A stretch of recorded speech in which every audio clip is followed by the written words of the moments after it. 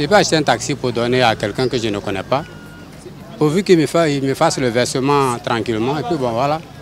Parce que c'est lui-même que tu connais là, tu as l'impression qu'il ne va pas te trahir, mais c'est celui-là même qui te trahit le plus. Alors celui qui ne te connaît pas faire le bon travail. C'est pas possible. En tout cas, à mon avis, quoi.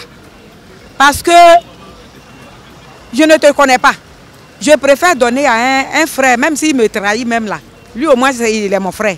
Il est dans la famille. Prends un jet quoi pour tu donnes à quelqu'un comme ça. En esprit, tu lui donnes un jet comme ça. Tu ne le connais pas et puis tu lui donnes un jet, c'est pas bon. Voilà. Ah, tu connais. Moi, je ne trouve pas ça possible. Hein. Parce que si je prends un taxi, c'est pour donner à quelqu'un qui connaît pour gérer, pour qu'on puisse mieux faire les comptes. Voilà, pas donner à quelqu'un qui ne connaît pas.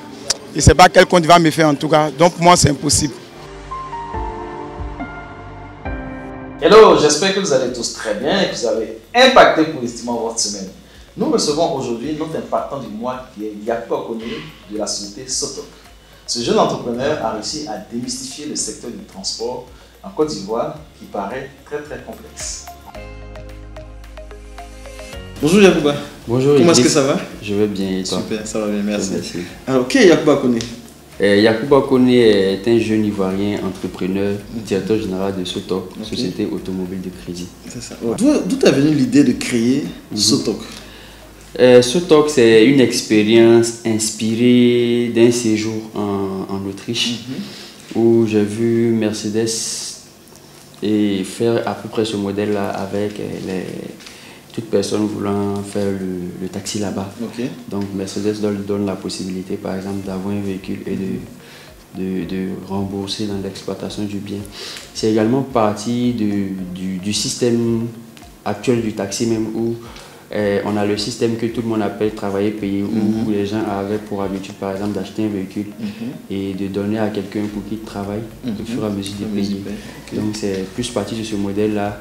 Joint à ça le décret de 2017 qui a limité l'importation des véhicules. Donc il fallait réellement trouver la solution de maintenir le prix à travers un modèle qui allait permettre aux gens de toujours pouvoir investir dans les taxis. Voilà. C'est très intéressant ce modèle-là. Mais j'ai une question en fait. Quelqu'un qui a 3-5 millions en sa possession, il va aller acheter un taxi ou bien venir vous voir, vous remettre ce bien-là, vous gérez. Comment est-ce que vous arrivez à dire aux gens, ayez confiance en moi, je vais gérer votre taxi sans problème? D'accord, je pense que déjà le besoin existe parce qu'il faut le dire, chaque activité vient répondre à un besoin et c'est ce qui rend l'activité durable. Et ce besoin existe depuis longtemps. Beaucoup d'hommes ont fait des échecs aujourd'hui dans le transport. Et les gens vous diront même que le transport c'est pas un bon secteur parce que réellement c'est la gestion qui est le problème. Donc le besoin est déjà là, les gens veulent investir mais ils n'ont pas beaucoup de temps pour gérer ces véhicules-là ou ils n'ont pas l'expérience. Donc de base les gens même recherchent déjà un bon gestionnaire pour les véhicules. Donc, après, ça vient comme une aubaine pour ces personnes-là. Ok, c'est intéressant. Alors, en tant qu'entrepreneur, aujourd'hui, quelles sont les difficultés auxquelles tu as fait face ou tu fais face actuellement en fait? Ouais, je dirais comme tout entrepreneur, la première difficulté c'était d'abord le défi de financement. Et après, il fallait réussir à mieux s'organiser et tout. Mais bon, moi je dirais que je n'ai pas eu vraiment de difficultés parce que la chance que j'ai eue, c'est que j'ai eu de bons mentors qui m'ont quand même transmis, je vais dire honnêtement, et tout ce qu'ils avaient comme savoir et tout. Et je pense que c'est la première école.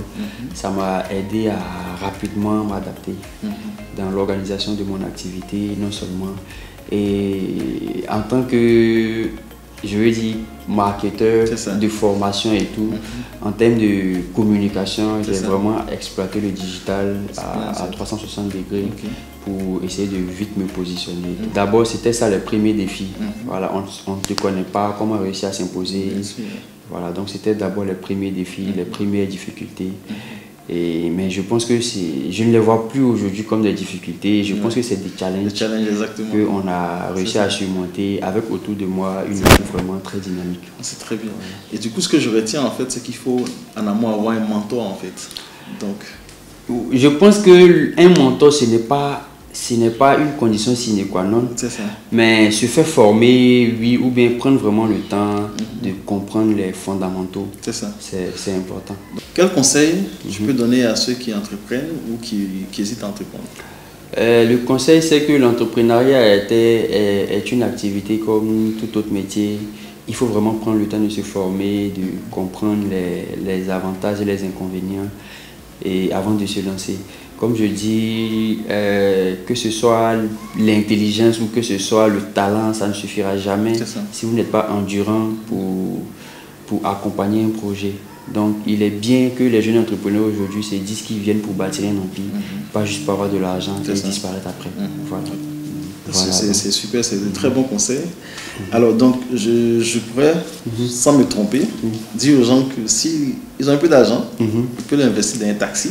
Oui. Et puis, Sotok va gérer. Bien sûr. En toute confiance. Bien sûr. Okay. Merci beaucoup. J'espère que vous avez été impacté positivement par Yacouba Koné. Merci. Au mois prochain. À bientôt. Au revoir. Merci.